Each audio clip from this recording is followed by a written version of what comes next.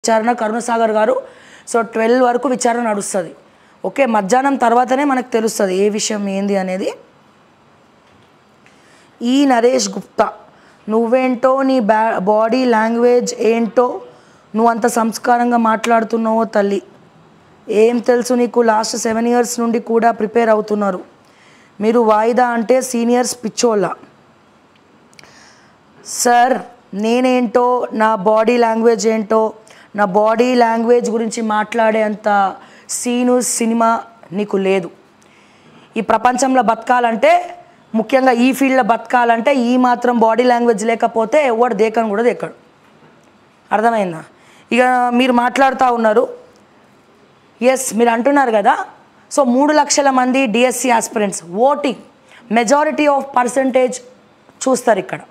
100% exams రాస్తే ఈ 100%లో దాదాపు 85% మంది కూడా ఎగ్జామ్ పోస్ట్పోన్ అవ్వాలనే కోరుకుంటున్నారు. 15% గురించి ఆలోచించాలా, 85% గురించి ఆలోచించాలా?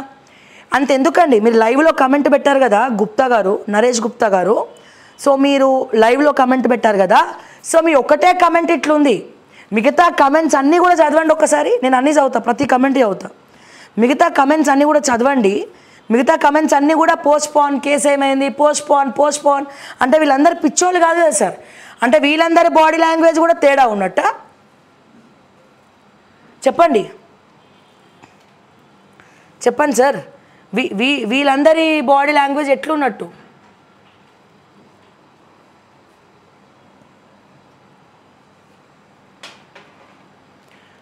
ఇప్పుడు నేను చిన్న ఎగ్జాంపుల్ చెప్తా.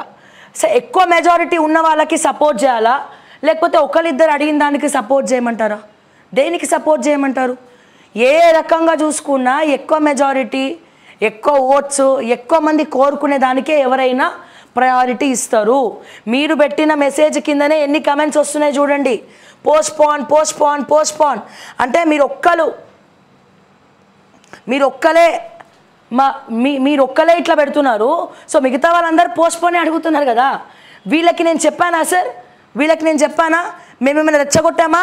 పోస్ట్పోన్ కావండి, చేయండి అని చెప్పి మేమనలేదండి. వాళ్ళకే వాళ్ళు మా దగ్గరకు వచ్చి మాట్లాడండి. మెయిన్ స్ట్రీమ్ మీడియా ఎవరు మాట్లాడట్లే, కొంతమంది మీడియా ఛానల్స్ ఎవరు మాట్లాడట్లే. మీరైనా మాట్లాడండి, మా బాధ అర్థం చేసుకోండి. కేవలం హౌస్ వైఫ్స్ని కన్సిడర్ చేసుకొనే నేను సపోర్ట్ చేస్తున్నా.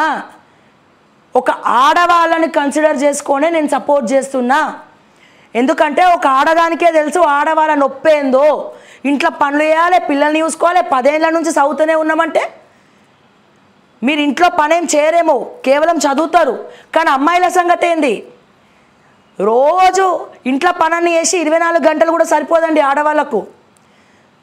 రేవంత్ రెడ్డి ఇంట్లో పనులు ఉన్నట్టు వీళ్ళ ఇంట్లో పనులు పెట్టుకోలేరు కదా. వీళ్ళే ఇంట్లో పనులు చేయాలి, అన్ని పనులు చేసుకోవాలి, పిల్లల్ని చూసుకోవాలి, భర్త సహకరించాలి చదువుకోవడానికి, అత్తమామలు సహకరించాలా, జాయింట్ ఫ్యామిలీస్ ఉంటాయి, వచ్చపోయే చుట్టాలు ఉంటారు. వాళ్ళని బాగున్నామని అడిగితే ఒక బాధ, బాగాలేదని అడిగితే ఇంకో బాధ. ప్రాక్టికల్గా మాట్లాడుకుందామా సార్? ఒక మహిళ మనసు అంటే ఒక ఆడదాని మనసు లోతులోకి వెళ్ళి చూడండి. ప్రాక్టికల్గా మాట్లాడుకుందాం. ఎంతమంది చదువుకున్న వాళ్ళు, ఎగ్జామ్స్ రాసేటోళ్ళు ఎవరో ఒకరు అడుగుంటారండి, పుణ్యాత్ములు భర్తలు. నువ్వు చదువుకుంటున్నావు కదా, నేను చూసుకుంటా అంతా, నువ్వేం టెన్షన్ పడక అనేటోళ్ళు ఒక్కరు ఎవరైనా ఉంటే వాళ్ళకి నిజంగా నేను రియల్ హీరోస్ అని సెల్యూట్ కొడతానండి. రియల్ హీరోస్ అని నేను సెల్యూట్ కొడతా, సీరియస్గా చెప్తా ఉన్నా.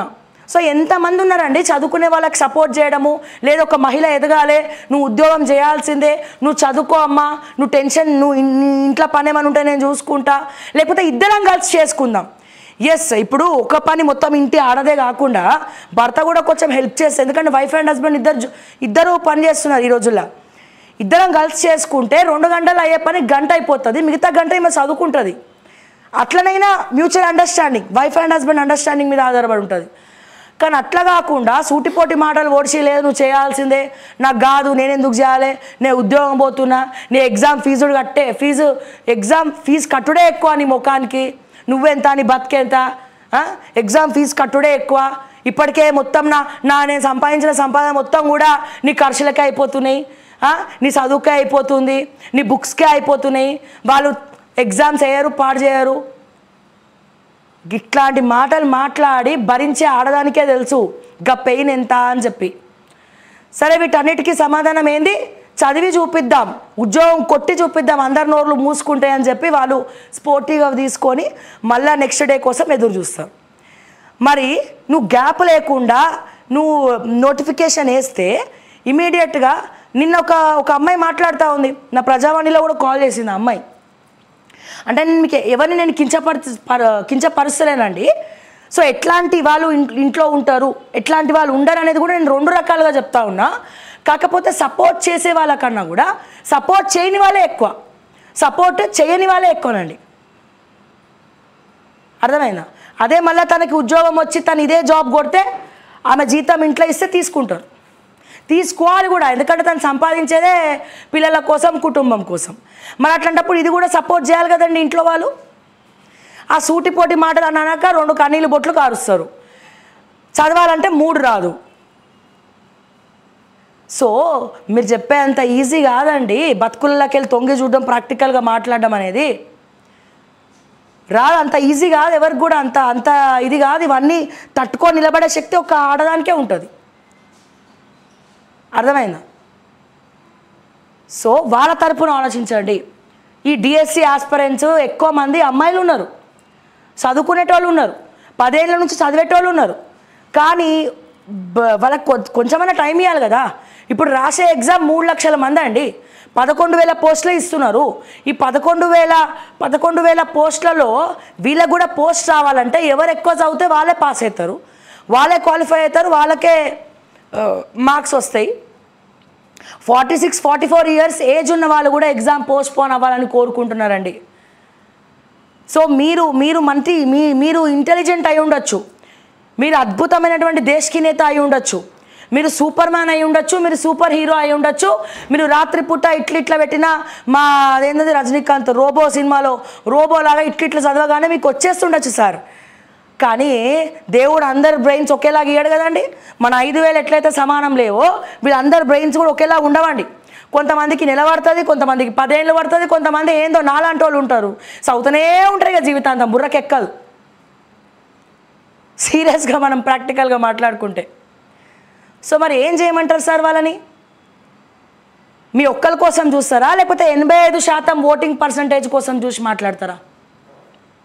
దేనికోసం మాట్లాడాలా? దేనికోసం మాట్లాడమంటారు? సో డెఫినెట్గా ఎక్కువ శాతం ఎవరు అడుగుతున్నారో వాళ్ళ తరపునే మాట్లాడతా.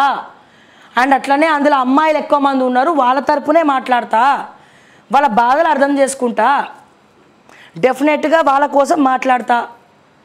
ఇన్ని మెసేజ్లు అందరు కూడా అందరు కూడా postpone postpone postpone postpone postpone postpone postpone postpone postpone postpone postpone postpone postpone postpone ప్రతి ఒక్కరు నాకు పర్సనల్ మెసేజ్లు, లైవ్లలో మెసేజ్లు, ఆఖరికి ప్రజావాణి కార్యక్రమం మొదలు పెడితే ఆ ప్రజావాణిలో కూడా మన డిఎస్సి ఆస్పిరెంట్సే. అంటే ఇంతగానం ఇంత బలంగా ఒక వారం రోజుల నుంచి వీళ్ళు అడుగుతూనే ఉన్నారు. మరి ఎవరి గురించి ఆలోచించమంటారు? సో దయచేసి అవసరమైతే ఒక సాటి మనిషిగా అర్థం చేసుకోవడానికి ప్రయత్నించండి. వీళ్ళు ఎందుకు అడుగుతున్నారో ఆలోచించండి. ఇప్పుడు ఒక అమ్మాయి అన్నది కరెక్టే పాయింట్. ఏమన్నది? నువ్వు ఎలక్షన్స్లో ప్రచారం ఎందుకు చేస్తున్నావు? నువ్వు 5 ఏళ్ళు పరిపాలిస్తావు కదా, నువ్వు ఓట్లు అడగకు, మేమే వేస్తామని అంటారు కదా వాళ్ళు. మళ్ళీ స్పెషల్గా నువ్వు ఇన్ని రోజులు నియోజకవర్గంలో ఖర్చు పెట్టిన డబ్బులన్నీ ఎలక్షన్కి ఎందుకు ఖర్చు పెడుతున్నావు? ఎలక్షన్ కూడా మీరు రివిజన్ లాంటిది కాదా? మేము ఉన్నామమ్మ, దండం పెడతాం, కాలుమొక్తాం, బాజం, ముడ్డులు కూడా అడుగుతారు కదా అక్కడ పోయి. కాలుమొక్త బాన్సాన్ ఓటేయమని ఇంటింటికి తిరిగి అడుగుతావు కదా. నువ్వు 5 ఏళ్ళు చక్కగా పరిపాలిస్తే ఓట్లు ఎందుకు? మరి ఎందుకు అడగాలి మరి రివిజన్? నువ్వు 5 ఏళ్ళు మొత్తం కూడా 5 ఏళ్ళు మొత్తం పరిపాలించినావు, మళ్ళీ ఎలక్షన్ నోటిఫికేషన్లో మళ్ళీ ప్రచారం చేసుకుంటా అంటావు. ఆ ప్రచారం కూడా మామూలుగా కాదు, డప్పులు కొట్టి పాటలు పాడి తుప్పులు వదిలేలాగా మైక్ సెట్లు పెట్టి అది పెట్టి ఇది పెట్టి ప్రచారాలు చేసుకుంటారు. మరి ఎందుకు చేసుకుంటాం అన్నాను? 10 ఏళ్ళ నుంచి మేము కూడా గట్లనే రివిజన్, 10 ఏళ్ళ నుంచి మేము చదువుతున్నప్పటికీ మాకు రివిజన్ పీరియడ్ అవసరం. మీకు ఎట్లా ఎలక్షన్ అవసరమో 5 ఏళ్ళ తర్వాత, 5 ఏళ్ళు పరిపాలించిన తర్వాత మాకు కూడా ఎలక్షన్ అట్లనే, మాకు కూడా రివిజన్ అట్లనే అవసరం అంటున్నారు. మళ్ళీ వాళ్ళు అడిగే ప్రశ్నలకు రేవంత్ రెడ్డి గారు ఏం సమాధానం చెప్తారు? మీరైనా మీ అటువంటి వాళ్ళైనా ఏం సమాధానం చెప్తారు?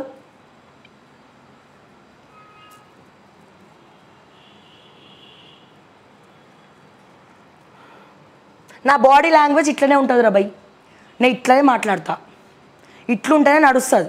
అర్థమైందా? నేను ఇట్లనే మాట్లాడతా, నా బాడీ లాంగ్వేజ్ ఇట్లనే ఉంటుంది. జర్నలిస్టులు అంటే కూడా దమ్మున్నోళ్ళకి ఇట్లనే ఉండాలి. అర్థమైందా? గదంతా పాత చింతకాయ పచ్చడి. అందరు అప్డేట్ అవుతారు, జర్నలిస్టులు అప్డేట్ అవ్వద్దా? మేము కూడా అప్డేట్ అవుతాం.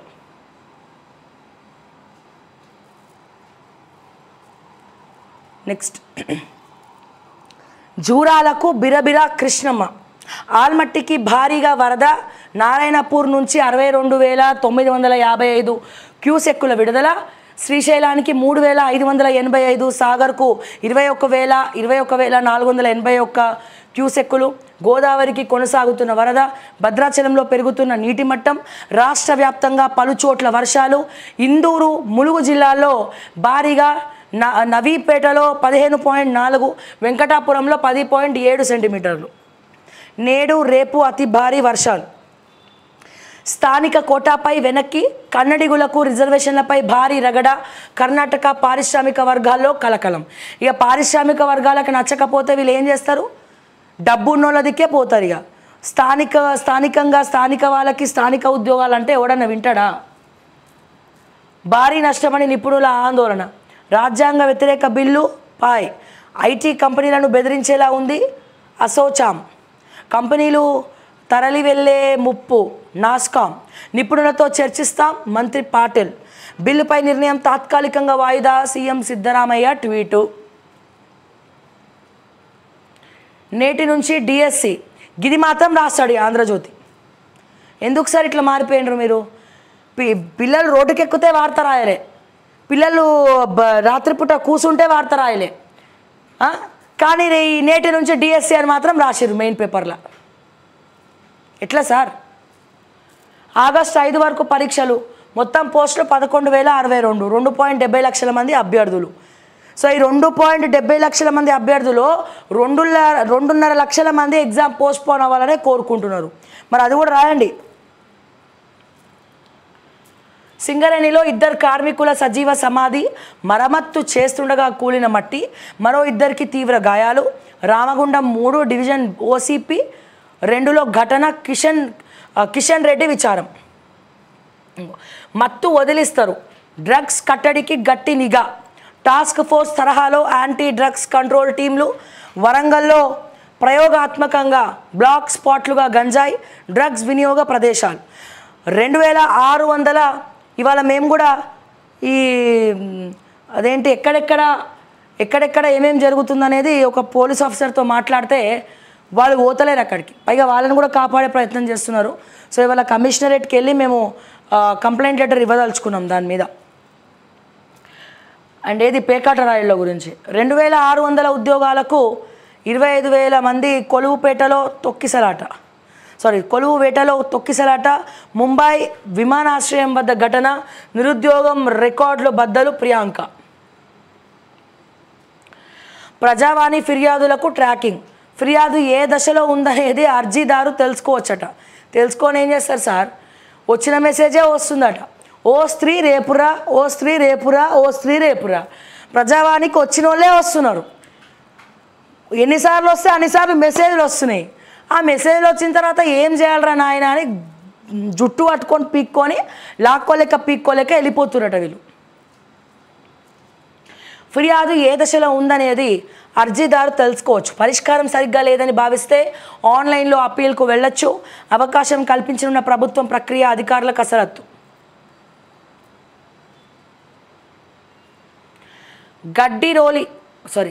గడ్చిరోలిలో ఎన్కౌంటర్.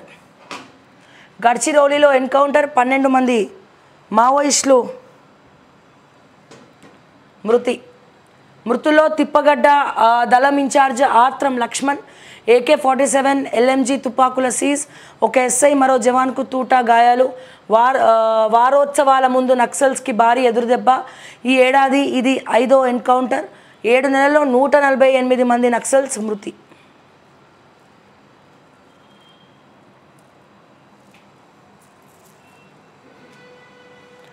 ఇవాళ ఎగ్జామ్ పెట్టుకొని కూడా మీరు ఇట్లా కమెంట్స్ చేస్తే ఎట్లమ్మా మేడం? బుక్స్ ముందర పెట్టుకొని టెన్షన్లు ఉన్నాం. కోర్టు కేసు ఏమైంది? కోర్టు కేసు స్టార్ట్ అయ్యేదే 10ంటికి తల్లి. కేసు గురించి ఎప్పుడు తెలుస్తుంది? 1 తర్వాత.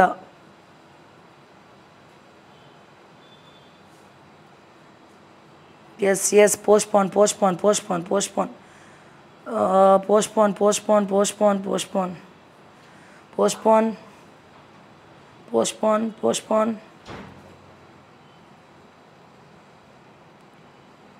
మీరు కరెక్ట్గా మాట్లాడుతున్నారు మ్యామ్. మీలాంటి వాళ్ళు అన్ని ఛానల్లో ఉంటే ఇండియా బాగుపడుతుంది.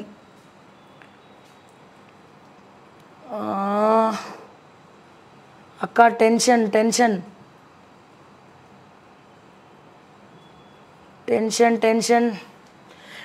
పడకండి అమ్మా. కూల్గా రాయండి. కోర్టు కేసు ఏమవుతుందో తెలియదు, బట్ అది వచ్చే వరకు కూడా రిజల్ట్ పాజిటివ్ రావాలనే కోరుకుందాం. ఒకవేళ నెగటివ్ వస్తే ఎగ్జామ్స్ వచ్చినట్టు రాయాల్సిందే. కాబట్టి ఇక ఇంతకన్నా ఏం జరుగుతుందో జీవితంలో అనుకొని మంచిగా ఏది వస్తే అది ప్రశాంతంగా ఆలోచించుకుంటే ఎగ్జామ్ రాయండి. ఇక ఏం చేయాలి, అర్థమైందా? సో ఇవాళ ఎగ్జామ్ రాసే వాళ్ళందరికీ కూడా ఆల్ ద బెస్ట్.